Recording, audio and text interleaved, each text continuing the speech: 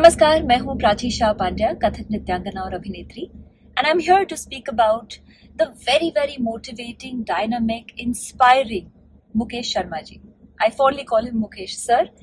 इनसे मैंने बहुत कुछ सीखा है, इनके साथ काम भी किया है, और इनकी अनोखी बात यह है कि वो हर रोज कुछ ना कुछ अपने YouTube चैनल पर लेकर आते हैं आजकल के दौर में जहां things are so tough for all of अस.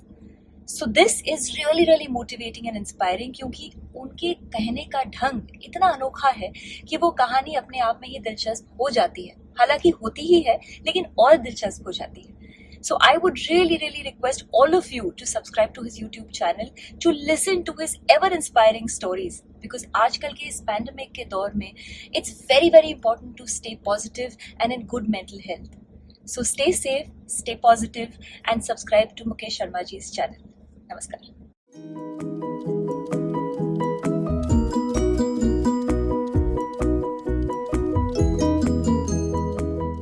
एक बार पुनः स्वागत है आप सबका अनोखी कहानियों के इस अद्भुत मंच पर. आज की कहानी एक युवा सैनिक की है जो युद्ध खत्म होने के बाद आखिरकार घर वापस आ रहा था.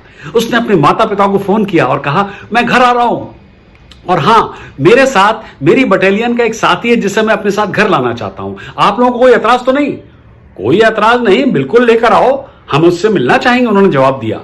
लेकिन एक बात मैं आपको बताना चाहूंगा, बेटे ने बोलना जारी रखा. मेरा साथी पिछली लड़ाई में बुरी तरह से आहत हुआ था. उसका पैर गलती से एक बारूदी सुरंग पर पड़ गया था, जिससे उसने अपना एक हाथ और एक पैर गंवा दिया है. वो अकेला है और उसके पास अब और कोई नहीं है, और मैं चाहता हूं कि वो हमारे साथ आकर रहे, बेटे ने कहा. हमें सुनकर बहुत दुख हुआ कि वो अपाहिज हो गया है, मगर तुम फिक्र मत करो, हम उसके रहने का कहीं और इंतजाम कर देंगे, माता पिता ने कहा. नहीं, मैं चाहता हूं वो हमारे साथ रहे. पर बेटा, पिता ने कहा, तुम नहीं जानते तुम क्या कह रहे हो, तुम भावुक हो रहे हो. इस तरह एक विकलांग के साथ जीना हम पर एक भयानक बोझ होगा. हमारे पास जीने के लिए अपनी जिंदगी है, और हम अपने इस जीवन में इस तरह का हस्तक्षेप नहीं चाहते. मेरा कहना है कि तुम उसे भूलकर घर आ जाओ. तुम्हारा साथी अपने जीने का कोई ना कोई सहारा ढूंढ ही लेगा. इतना सुनने के बाद तो बेटे ने फोन काट दिया. कई दिनों तक बेटे की कोई खबर नहीं. कुछ दिनों के बाद बेटे के माता पिता के पास बॉर्डर एरिया से पुलिस का फोन आया. एक इमारत से गिरने के बाद आपके बेटे की मृत्यु हो गई है. हमें लगता है कि उसने आत्महत्या की है. दुखी माता पिता ने बॉर्डर एरिया पर जाने के लिए उड़ान भरी. वहां पहुंचकर उन्होंने अपने बेटे के शव की पहचान करने के लिए मुर्दाघर गए. उन्होंने उसे पहचान लिया, लेकिन उनके बेटे का केवल एक हाथ और एक ही पैर था. कहानी खत्म. देखें क्या सबक सिखा गई युवा सैनिक की यह दर्द भरी दास्तान. यही कि उस सैनिक के माता पिता हमारे जैसे कई लोगों की तरह हैं.